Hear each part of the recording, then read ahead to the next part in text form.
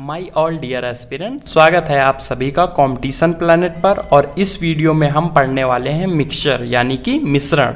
और देखेंगे सबसे पहले मिक्सचर का बेसिक क्या है, उसका हम पहले पूरा कॉन्सेप्ट जानेंगे और वो मेथड देखेंगे जिनको यूज करके आप अपने क्वेश्चंस कम से कम समय में कर पाएंगे। वीडियो में हम पहले बेसिक देखेंगे, फिर हम इस वीडियो में वो वाले क्वेश्चन देखेंगे कि जब दो वस्तुओं में किसी एक को बढ़ाया या घटाया जाता है तो आगे फिर नया रेशियो पूछा जाता है। तो सबसे पहले मिक्सचर होता क्या है, तो जैसा कि आपको भी दिख रहा होगा, तो किन्हीं भी दो पदार्थों को मिलाने से समान अवस्था में प्राप्ति यौगिक मिक्सचर कहलाता है। मतलब कि जब हम किन्हीं भी दो वस्तुओं या पदार्थों को मिलाएं तो उससे जो मिक्सचर हमारा बनना चाहिए वो हमेशा एक समान अवस्था में आ जाना चाहिए, तभी हम मानेंगे कि वो मिक्सचर बना है।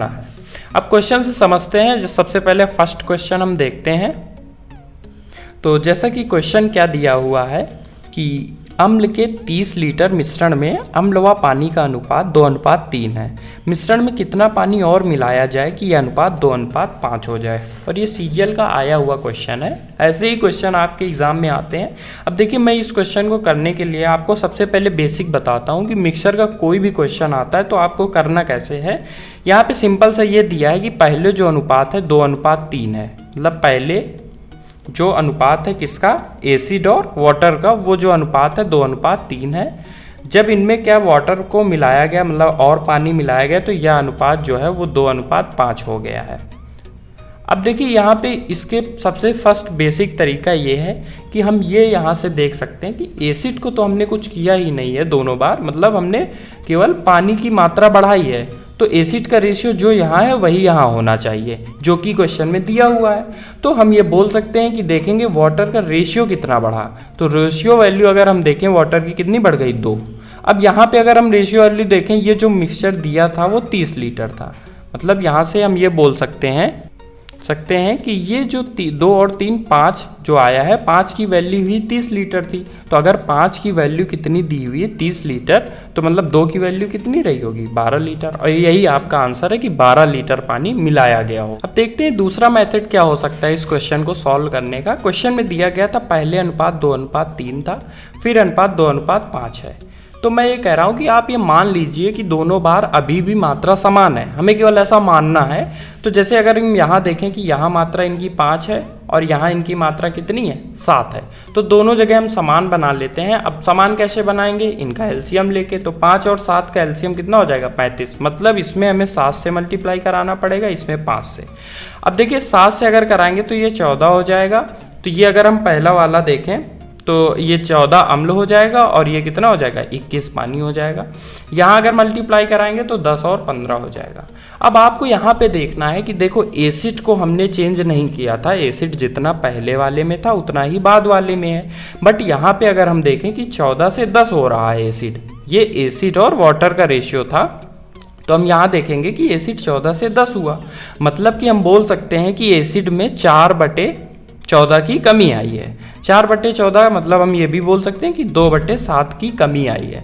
अब आप ध्यान दीजिए कि हमने परसेंटेज में कमी और वृद्धि वाले जो क्वेश्चन पढ़े थे उसमें हमने क्या किया था कि जैसे कमी दी जाती थी और हमें वृद्धि देखनी होती थी, तो फिर हम क्या करते थे कि जो हर दिया है अंश घटा देते थे उसमें, है ना।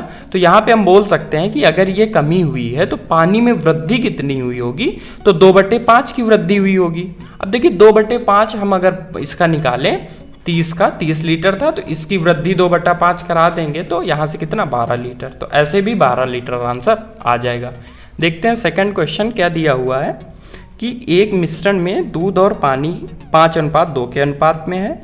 यदि मिश्रण में पानी दूध की अपेक्षा 7.5 लीटर कम हो तो पानी की मात्रा ज्ञात कीजिए।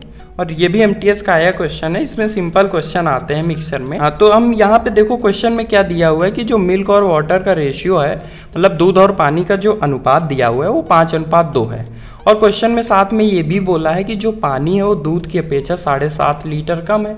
तो अगर हम रेशियो वैल्यू देखें कि जो दूध की रेशियो वैल्यू है, मतलब पानी की, वो 2 है और दूध कितना है, 5 है। तो रेशियो में अगर देखें तो 3 कम है और उसी 3 की वैल्यू 7.5 लीटर दी हुई है, क्योंकि इतने लीटर कम है। क्वेश्चन में क्या पूछा गया था कि पानी की मात्रा ज्ञात कीजिए। अब पानी देखो कितना है, 2 है। तो 3 की वैल्यू अगर 7.5 है तो 2 की वैल्यू कितनी हो जाएगी 5। 2.5 टाइम है तो 2 का 2.5 टाइम कितना हो जाएगा 5। तो मतलब पानी 5 लीटर रहा होगा। इस हिसाब से ऑप्शन बी क्या हो जाएगा सही। देखते हैं थर्ड क्वेश्चन क्या दिया हुआ है। किसी मिश्र धातु में कॉपर और जिंक 5:2 के अनुपात में है। यदि 250 ग्राम कॉपर 1.75 किलोग्राम धातु में मिला दें तो नए मिश्रण में कॉपर और जिंक का प्रतिशत ज्ञात करें। अब देखिए जो हमें धातु दी गई है उसमें कॉपर और जिंक का रेशियो दिया गया है। कितना दिया गया है 5:2। और जो धातु हम ली गई है वो कितनी है 1.75 ग्राम। देखिए यहाँ पे किलोग्राम और ग्राम की बात हुई तो इसको भी हम ग्राम में चेंज कर लेंगे। तो ये मतलब 1750 ग्राम धातु ली गई है, उसमें मिलाया कितना जा रहा है 250 ग्राम कॉपर मिलाया जा रहा है। तो 250 ग्राम कॉपर इसमें और ऐड किया जा रहा है। तो अगर हम पहले कॉपर अगर देखें मतलब इसी में तो भाई जो कॉपर और जिंक का रेशियो था वो 5:2 होगा।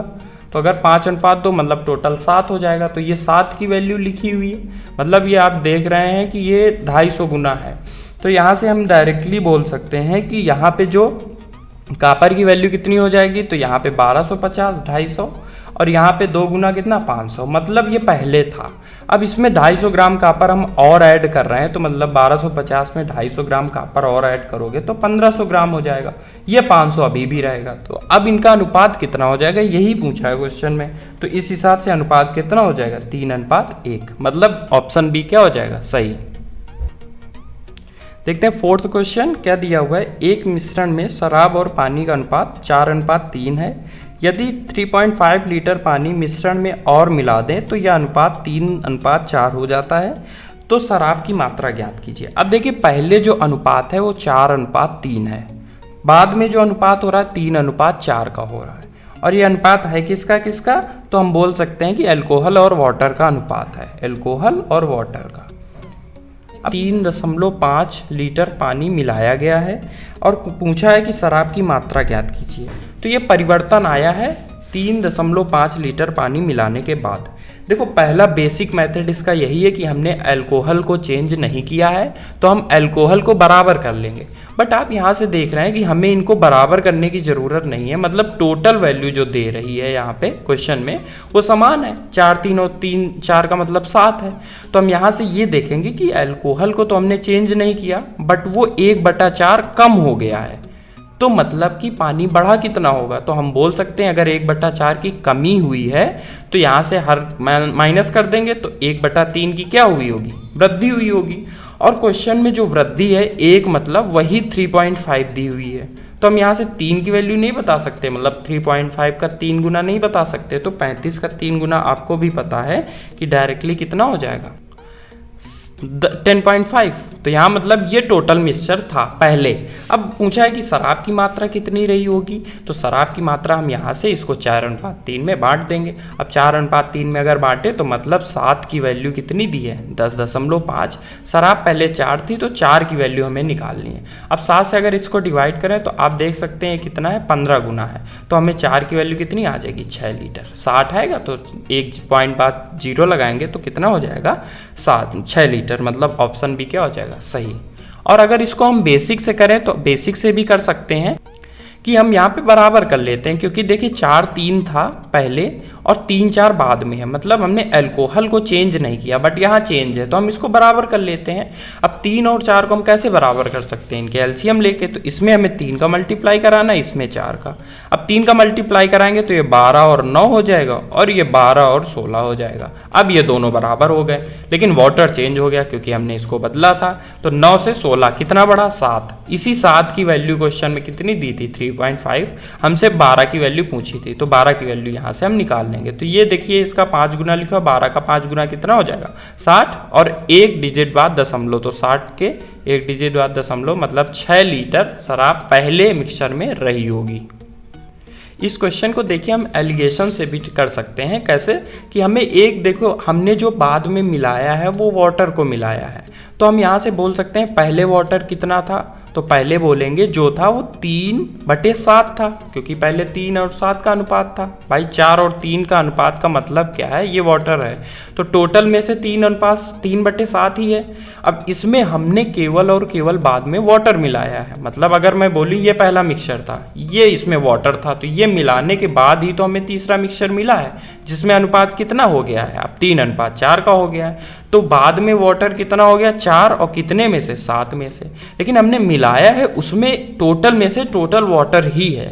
अब देखिए हम यहाँ से बराबर कर लेते हैं, क्योंकि हमें एलिगेशन करना है, तो हम सब में 7 से मल्टीप्लाई करा देते हैं। तो सब में अगर 7 से मल्टीप्लाई करा दें तो आप देख रहे होंगे कि पहला 3 बन जाएगा, ये कैंसिल होके, दूसरा वाला 7 बन जाएगा और तीसरा वाला 4 बन जाएगा। तो इसको अगर आप एलिगेट करेंगे तो यहाँ पे कितना आ जाएगा, 3 आ जाएगा, और यहाँ पे कितना आ जाएगा, 1। तो यही 3 की वैल्यू पहले हमें दी हुई है और 1 की वैल्यू पूछी है, ये मतलब वाटर आ जाएगा। 1 की वैल्यू हमें दी हुई है, वाटर 3.5 बढ़ाया गया था, तो हम यहाँ से 3 की वैल्यू निकाल सकते हैं 10.5, जो हमने पहले किया था। अब इसी को हमें 4:3 में बांट देना है, तो आपको भी पता है इसको 4:3 में बांटेंगे तो 7 की वैल्यू दी हुई है, 4 की वैल्यू कितनी हो जाएगी, 6 लीटर। तो एलिगेशन से भी इसको हम कर सकते हैं। देखते हैं 5th क्वेश्चन। और अगर आपको अब कॉन्सेप्ट समझ आ गया तो आप देखिए ये क्वेश्चन अब कितनी जल्दी सॉल्व करेंगे। ये सीपीयू में आया हुआ क्वेश्चन था। क्वेश्चन आप पढ़िए, क्या दिया हुआ है कि 30 लीटर का एक मिश्रण जिसमें दूध व पानी 7:3 के अनुपात में है, इसमें कितना पानी और मिला दिया जाए कि यह अनुपात उल्टा हो जाए।